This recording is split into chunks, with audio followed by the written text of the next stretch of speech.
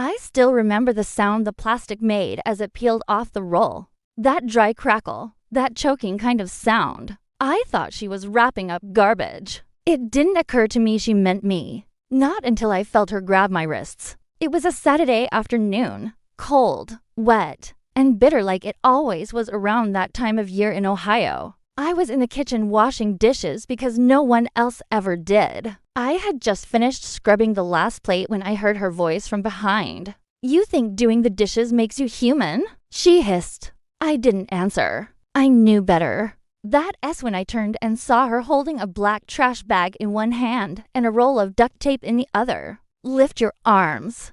What? Lift your arms. I did because saying no didn't end well in our house. Saying no meant pain. She slid the bag over me like it was a coat, cutting holes for my arms and head with kitchen scissors. I stood there still wet from the dishwasher and let her do it. "Don't move," she snapped when I shifted. "You're fidgeting like a rat." I held still. Then she started wrapping the duct tape around my waist. Tight. Too tight. My lungs felt like they were fighting for space. I felt my breath catch. My sister Kayla walked in then, holding a bag of Cheetos and a phone she never let go of. She looked at me, snorted, and said, "EW, you actually look better in black." Mom laughed, finally dressing her up like what she is. They didn't tell me what was happening. They didn't need to. I knew. I knew from the way Mom grabbed my arm and yanked me through the hallway. I knew from the way Kayla opened the front door like she was presenting something for the world to see. We lived in a duplex with a shared alley behind it. Old brick walls, overflowing dumpsters. I had to walk past them every day to get to school. They always smelled like sour milk and beer cans. Today they were going to be my bed. "You said you wanted to leave," Mom said as she dragged me toward the alley. "So leave. Go live with your people." "What people?" I asked, voice shaking. She didn't answer. She opened the lid. A swarm of flies rose out. I saw a half-eaten pizza, a dead raccoon someone had tossed in there, a baby's diaper. Then she shoved me. I didn't fall in cleanly. My leg hit the edge. My shoulder scraped the rusted rim. I heard something snap in my wrist. I landed on something sharp glass. I cried out. "Shut up," she said over the clang of the lid. "Garbage doesn't speak." I heard Kayla laugh behind her. "Let's return her where she belongs," Mom said, turning away like nothing had happened. They left me there. I don't know how long I stayed. My hands were shaking too much to check my phone. The tape around my stomach made it hard to breathe. Every time I shifted, the plastic crinkled and drew bugs closer. One crawled into my sock and bit me. I cried, but quietly. Eventually, I heard a voice. "Hello? Is someone in there?" I thought I imagined it. I was dizzy, nauseous. The lid creaked open. A man in a maintenance uniform leaned over the edge. He looked horrified. Jesus Christ, what the hell? He helped me out gently like I mattered, like I wasn't a bag of trash. He took me to the front office of the nearby apartment complex. I didn't tell him much, just that my mom got angry. He offered to call the police. I begged him not to. I didn't want to go to foster care. I didn't want Kayla to tell everyone at school that I was some abandoned freak. I didn't want to sit in another courtroom while Mom played sweet in front of the judge and told them I had episodes. I went home the next day, walked in through the back door like a ghost. Nobody noticed. They were watching TV, laughing at something on the screen. The garbage bag was still in the alley, torn open. The tape stained with something brown. I looked at it for a long time. That was the moment I changed. That was the last time I let them choose what I was worth. I didn't speak to anyone that day. Not Mom, not Kayla, not even to myself. I just walked past them like I was air, like they trained me to be. Something invisible, something weightless. I went straight to my room, peeled off the stained clothes I'd worn in the dumpster, and threw them in a trash bag of my own. I tied it tight, shoved it deep under my bed, and stared at the ceiling for hours. My skin still smelled like rot. My wrist was still throbbing. But the worst pain wasn't outside. It was inside, like something had split wide open in me. Something that used to hope. That night, I didn't sleep. I just sat by the window, staring at the alley, at the bag, at the spot where they left me. The next morning, Kayla knocked on my door once before barging in. Mom says, "Get dressed. Family photo day." She wants us looking normal for once. I blinked at her. "You mean the same mom who threw me in a dumpster yesterday?" She rolled her eyes. "God, you're so dramatic. You're lucky she even let you come back. Honestly, you're like a charity case." I didn't say anything, just stared. For the first time, I think she realized I wasn't all there anymore. Not the version of me she was used to breaking. Went to the photo shoot. I wore the nice dress they always made me wear, the one Kayla outgrew. They posed me on the end like a forgotten extra. The photographer tried to get me to smile. I didn't. That picture still hangs in the living room. A perfect lie. After that, I started writing everything down. Every insult. Every time Mom called me it or that mistake. Every time Kayla tripped me and blamed the rug. Every time I was told to eat the scraps from their dinner plates because only earners eat real food. I filled up to full notebooks in secret. At school, no one knew. I didn't tell anyone because I didn't want pity. I wanted something worse. I wanted silence until the day it broke everything. I found my chance in the most unexpected place, a local youth program for at-risk teens. I joined it behind their backs, told them I was volunteering at the library. The program director, Miss Franklin, saw my bruised wrist and asked gently, "Is everything okay at home?"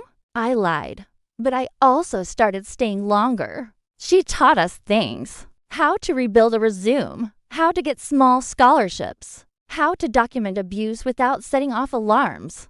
She said, "We help kids escape without running away." One night, I stayed late and helped Miss Franklin organize old supplies. We found a box of cameras, the kind used for short documentaries. She handed me one and said, "Take it, tell your story. Even if no one sees it, you will." So I started filming quietly, secretly, not to upload, not to share, just to see, to remember. I set up the camera in my room, pointed at the doorway. I recorded every time Kayla stormed in and screamed at me for breathing too loud. I recorded Mom slapping the fork out of my hand because she didn't like how I held it. I recorded the trash talk, the bruises, the little humiliations that no one believed when I said them out loud. And then I recorded the final moment that changed everything. It was a Tuesday night. Mom came home drunk from book club, which was just her drinking wine coolers with her cousin in a parked car down the road. She stumbled in, saw me reading on the couch, and snapped, "Why the hell are you out here?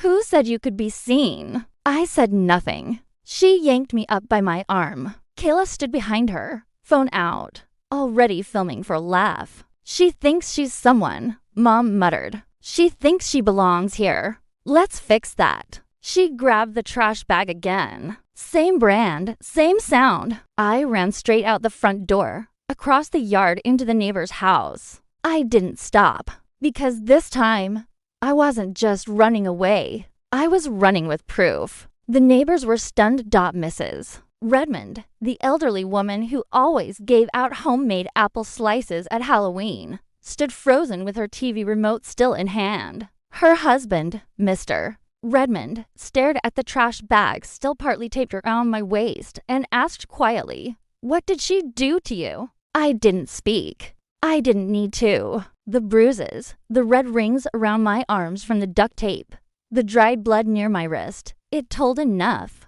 I slept on their couch that night. In the morning, I got up early and walked to the youth center before it opened. I waited by the door until Miss Franklin arrived. When she saw me, she dropped her keys. "Oh my God, honey." I pulled the camera out of my backpack and handed it to her. I didn't say a word. I didn't need to. She watched 3 videos right there in the parking lot. No music, no commentary, just the raw footage of how I lived. Her face went pale. By noon, I had a lawyer, not a cop, not a caseworker, a real lawyer, someone Miss Franklin called personally, someone who didn't work for the state, someone who listened.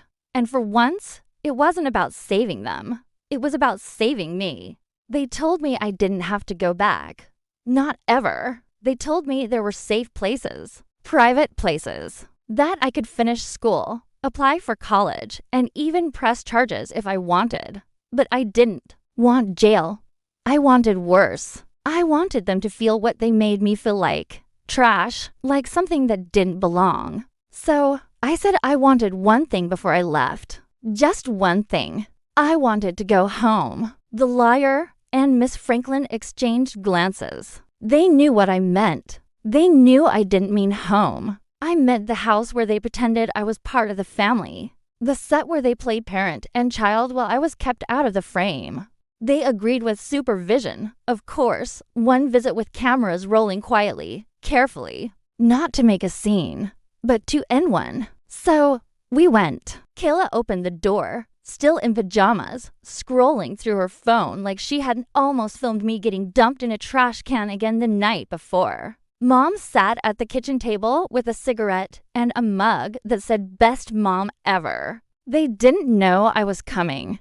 The moment they saw me, Mom narrowed her eyes. "Who said you could?" Then she noticed the woman next to me. Then the man with the briefcase. Then the little red light on the camera. That was the first time I ever saw her afraid. I didn't scream. I didn't cry. I just walked to the living room, picked up the family photo hanging crooked on the wall, the one where I stood on the edge like a misprint, and dropped it face down on the floor. "You always said I didn't belong," I said calmly. "So I'm giving you what you want." I looked at Kayla. "You laughed when they taped me in plastic. You laughed when they called me garbage." She shifted. "It was a joke." "No, this is the joke." I handed the lawyer a document. It was something we'd worked on for a week. A formal petition drawn up with testimony and footage. Not for custody, not for charges, for inheritance severance, for legal name removal, for social and public disassociation from my biological family. It wasn't just about cutting ties. It was about erasing them. They would no longer be able to claim me as a dependent. No benefits, no name connection. No, we tried our best sob stories. Not even in death would they be allowed to claim me. I wouldn't attend their funerals. I wouldn't acknowledge their blood. Mom went pale. Kayla stood frozen. No tears, no anger, just shock. Because for once they realized the thing they'd thrown away had never been theirs to begin with. I turned back once just to make sure they understood. "You said I came from trash," I said. "But trash can be recycled, rebuilt. You, on the other hand, you rot." Then I walked out. Now I live in a small apartment above a flower shop. I work afternoons and study at night. Miss Franklin still checks in. I see the Redmonds sometimes. They treat me like a granddaughter. They say I brought light into a dark alley. But the best moment, one day while walking past my old street, I saw Kayla standing alone on the porch. Her clothes were stained. Her eyes looked empty. She had dropped out. Mom was gone, moved in with some man who didn't want kids around. They were crumbling without an audience. I didn't wave. I didn't speak. I just walked by, headphones in, shoulders up like she didn't exist. Because now I decide what gets thrown away and what doesn't. And I've never felt lighter.